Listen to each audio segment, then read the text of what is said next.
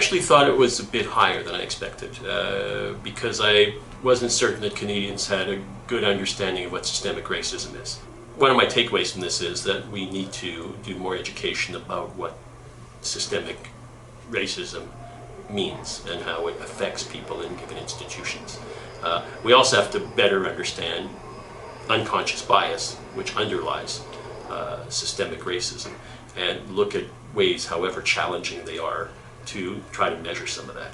It is quite interesting to see that Canadians are viewing or identifying systemic racism, particularly because we have often been a country that prides itself on being equitable and fair to all peoples.